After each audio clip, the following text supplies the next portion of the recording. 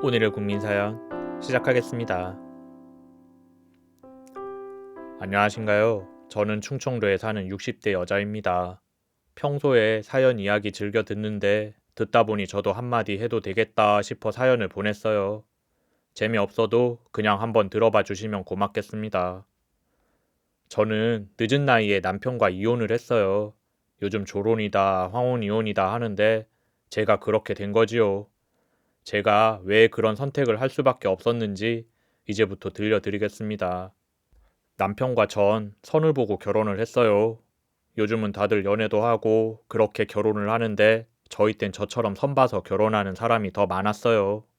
심지어 저는 남편 얼굴도 모르고 결혼을 했었답니다. 신혼 첫날 밤에야 남편 얼굴을 제대로 볼 수 있었어요. 다행히 생긴 건 멀끔하니 잘생겼더라고요. 시골에서 벼농사 지으면서 살았는데 일도 곧잘 하더라고요. 그런데 신혼일 때는 그래도 좀 챙겨주고 하던 남편이 얼마 못 가 밖으로만 나돌기 시작하더군요. 농사일도 대충 하는 둥 마는 둥 해서 손 가는 일은 제가 거의 다 했어요. 요즘 세댁들은 그러면 못 참을 텐데 전 그냥 참고 살았어요. 남편 대신 힘들게 얻은 아들 하나 바라보며 살았습니다. 다행히 아들은 남편을 닮지 않아서 반듯하게 자라주었어요. 크면서 속 썩인 적도 없었고 사고 한번 친 적이 없었죠. 내가 낳은 자식이지만 정말 어디 내놔도 빠지지 않는 아이였어요. 주변에서 다들 아들 정말 잘 뒀다며 칭찬을 아끼지 않았습니다. 그렇게 반듯하게 자란 아이는 소방관이 되었어요. 더 편한 직업을 가질 수도 있었는데 자긴 그게 적성에 맞았대요. 어릴 때 본 영화 속에서 소방관이 멋지게 사람들을 구조하는 장면이 좋았다나요? 암튼 그래서 자기도 소방관이 되어서 사람들을 구하는 일을 하고 싶다고 하더군요. 솔직히 엄마의 마음으로는 아들이 좀 더 편한 일을 하길 바랬지만 그게 어디 제 마음대로 되나요? 하고 싶다는데 저도 말릴 도리가 없었죠. 소방관이 위험한 직업인 줄은 알고 있었지만 내 아들은 괜찮겠지 생각했어요. 그런데 그게 지금까지도 천추의 한으로 남았답니다. 어느 날 건물에 불을 끌어간 아들이 식물인간이 되어 돌아왔어요. 불이 제법 크게 났었는데 지나 도중 건물 안에서 사람 소리가 들렸대요. 다른 동료들은 망설이고 있었는데 하필 우리 아들이 혼자서 거길 들어간 거였죠. 무사히 사람들을 구해서 나오는데 우리 아들은 그만 쓰러지고 말았습니다. 구조당한 사람들에게 산소 호흡기를 양보하느라 정작 본인이 유독가스를 다 마셔버린 거였죠. 그렇게 아들은 뇌사 상태가 되어 병원에 누워있게 되었어요. 아들 하나만 바라보고 살았던 전 정말 하늘이 무너지는 것 같더군요. 아들을 살려내고 대신 제가 죽겠다면서 얼마나 빌었는지 몰라요. 식물인간이 되어 뻣뻣하게 누워만 있던 아들을 전 밤낮으로 간호했습니다. 아마 세상 어떤 엄마라도 그랬을 거예요. 내가 품고 낳은 자식이 눈을 뜨지 못하고 있는데 가만히 있을 엄마는 아무도 없겠지요. 그런데 남편은 병원에는 코빼기도 보이지 않았고 술만 마시러 다녔어요. 남편도 속상해서 그랬겠지요. 술에 취하면 아들 불쌍하다고 어떻게 하냐고 엉엉 울었대요. 그럴 시간에 병원에 와서 간병이라도 좀 해주면 좋았을 텐데 매일 술만 마시러 다녔죠. 사실 전 그때 정신이 너무 없어서 남편은 신경도 쓰이지 않았습니다. 그러거나 말거나 아들이 눈만 뜨기를 바랬죠. 하지만 그런 제 정성에도 불구하고 아들은 결국 하늘나라로 떠났습니다. 전 사흘 밤낮으로 울었어요. 나중에는 몸 안에 수분이 말라 눈물도 나오지 않더군요. 피눈물이란 게 바로 그런 거구나 싶었습니다. 장례식도 어떻게 치렀는지 몰라요. 아들이랑 같이 일했던 동료들이 와서 다 처리해 주더군요. 비슷한 또래의 청년들을 보니 아들 생각이 더 사무쳤습니다. 그때가 제 인생에서 가장 힘들었을 때였어요. 자식 먼저 보낸 어미 마음은 까맣게 타들어만 갔죠. 남편도 마찬가지였어요. 정없고 제멋대로 사는 사람이라 해도 자식의 죽음 앞에서 초연할 사람이 누가 있겠어요. 안 그래도 많이 마시던 술을 이제는 밤낮으로 마시기 시작하더군요. 우리 부부는 마음도 무너지고 몸도 망가지기 시작했습니다. 몇 달 사이에 까맣던 머리카락이 하얗게 변하더군요. 거울을 보니 완전 할머니가 다 되어 있었어요. 하지만 언제까지 슬픔에 젖어서 살 수는 없었습니다. 죽은 아들은 가슴에 묻고 우리 부부도 일상적인 삶을 살아야만 했죠. 손 놓고 있던 농사일도 다시 시작하고 할 일이 많았어요. 슬픈 일이 있을 땐 몸을 부지런히 움직여주면 좋다고 하더라고요. 그렇게 우리 부부는 조금씩 일상을 회복했습니다. 그러던 어느 날이었어요. 하루는 남편이 제게 이런 말을 하더군요. 여보, 나 혼자 산에 들어가서 살고 싶어. 저는 무슨 소린가 했죠. 아는 형님네 산에 오두막이 한 채 있는데 비어있대. 그냥 아무나 들어와서 살아도 된다더군. 사실 남편은 TV에 나오는 자연인들의 삶을 늘 부러워했어요. 기회가 되면 자기도 그렇게 살고 싶다고 말했었죠. 아들이 그렇게 죽고 나자 마음도 안 좋고 몸도 많이 상해서 요양차 한번 살아보고 싶다고 하더군요. 제가 가지 말랜다고 안 갈 사람도 아니었기에 그냥 그러라고 했어요. 이참에 떨어져 지내보는 것도 괜찮다고 생각했죠. 저도 나름대로 마음 추스릴 시간이 필요했거든요.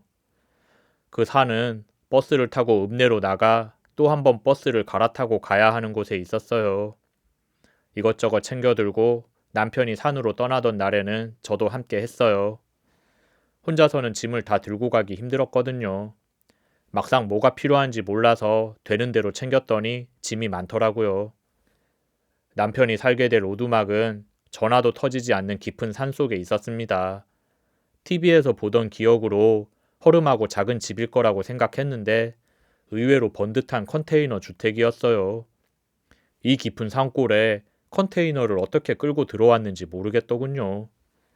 고생하면서 살겠지 했는데 멀쩡한 집을 보니 별장처럼 살아도 되겠다 싶었어요. 먹을 것만 잘 챙겨 먹으면 그만이죠. 집은 멀쩡해 보였지만 그래도 산속이라 길도 험하고 제가 보기에는 조금 무섭더군요. 낮에도 이렇게 으스스한데 밤에는 정말 한순간도 못 견딜 것 같았어요. 하지만 남편은 신난 얼굴이었습니다. 전 도무지 이해가 안 되었지만 좋아하는 남편의 얼굴을 보니 마음은 놓이더군요. 전화가 되지 않아 일주일에 한 번은 산 아래로 내려와서 집에 연락을 달라 했습니다. 생사라도 알아야 걱정을 덜 할 것 같았거든요. 그렇게 남편을 두고 전 혼자 산을 내려왔습니다. 하산길도 너무 힘이 들어 다시는 오지 않겠다 결심했죠. 약속대로 남편은 주말마다 전화를 하더군요. 전화를 하러 내려올 때마다 필요한 물건들을 이것저것 사서 가기도 했답니다. 그러다 하루는 집김치가 너무 먹고 싶다길래 읍내 장터에서 만나기로 약속을 했어요.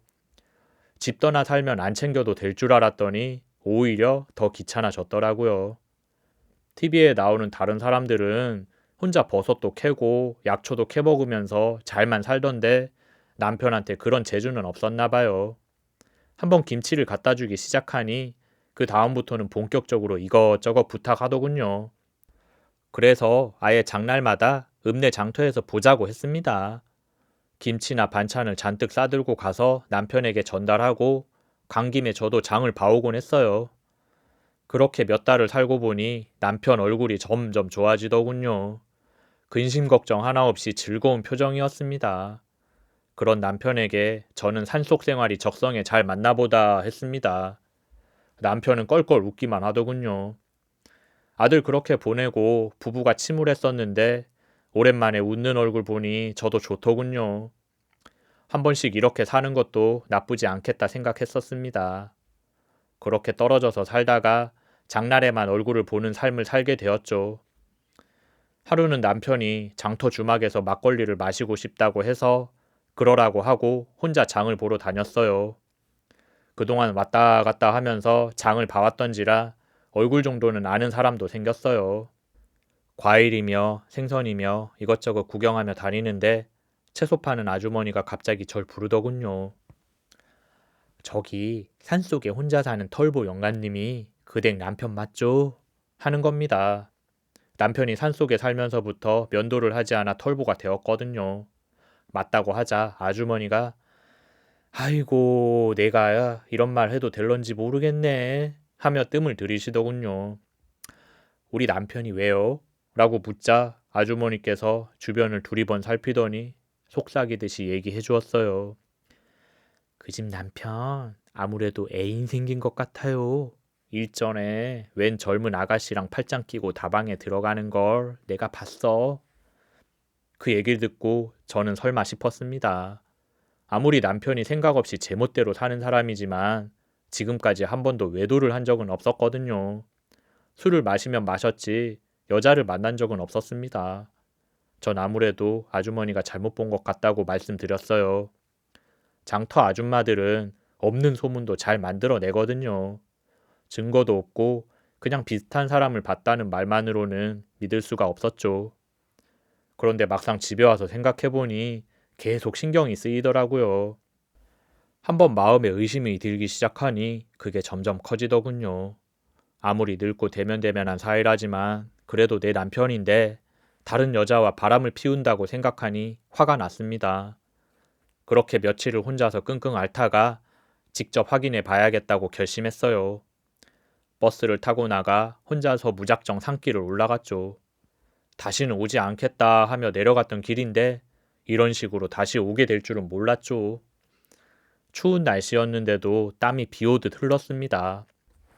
숨이 턱끝까지 차 더 이상은 힘들겠다 싶을 때 오두막 앞에 도착했어요. 그런데 정말 기가 막히더군요.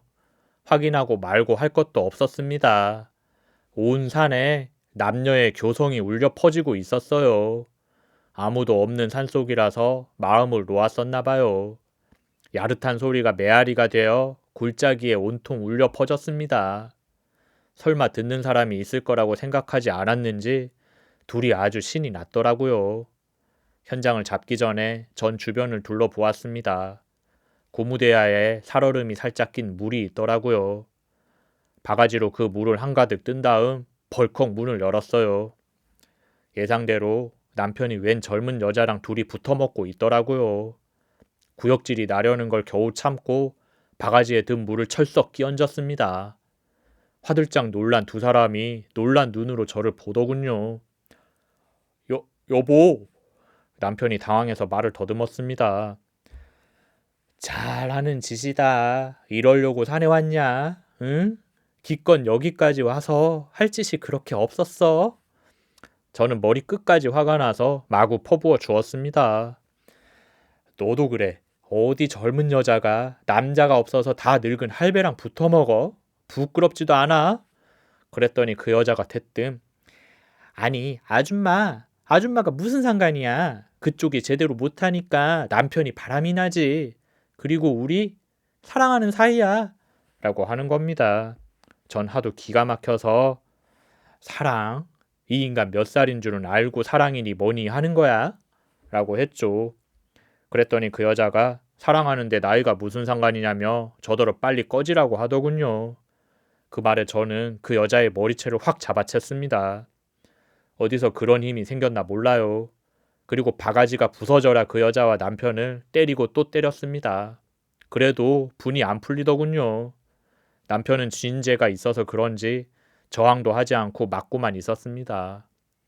그렇게 한바탕 난리를 치고 나서 저는 혼자 산을 내려왔어요. 그 길로 남편이랑은 이혼을 하게 되었습니다. 남들은 그렇게 이혼하고 나면 위자료도 듬뿍 받아내고 그런다는데 남편은 뜯어먹을 것도 없더군요. 그냥 지긋지긋한 얼굴 안 보고 사는 것만으로도 다행이다 생각했습니다. 그리고 그동안 모르고 지냈는데 혼자 사는 게 정말 너무 편하고 좋더군요. 반찬 챙겨주고 몸 챙겨주고 해야 되는 사람이 없으니 그냥 내 몸 하나 건사하면 되더라고요. 집안일 하느라 늘 달고 살았던 근육통도 싹 없어지더군요. 먹고 싶은 거 생기면 뚝딱 해먹고 심심하면 동네 아줌마들 만나 수다도 떨고 하면서 지내다 보니 얼굴도 좋아지더라고요. 그런데 남편은 어떻게 됐냐고요? 나중에 들은 이야기인데 알고 보니 그 여자가 읍내에서 소문난 꽃뱀이었대요. 남편이 허풍을 떠느라 그 여자 앞에서 부자 행세를 했고 그 여자도 깜빡 속은 거였죠. 하지만 그 일이 있고 나서 전 남편에게 돈이 한 푼도 없다는 사실을 알게 되었대요.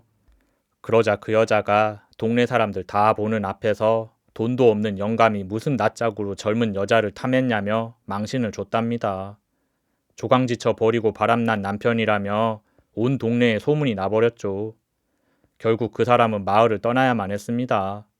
시골 동네에서는 소문만큼 무서운 게 없거든요. 암튼 그렇게 되었고 지금 전 아주 잘 살고 있답니다. 다 이야기하고 나니 속이 참 후련하네요.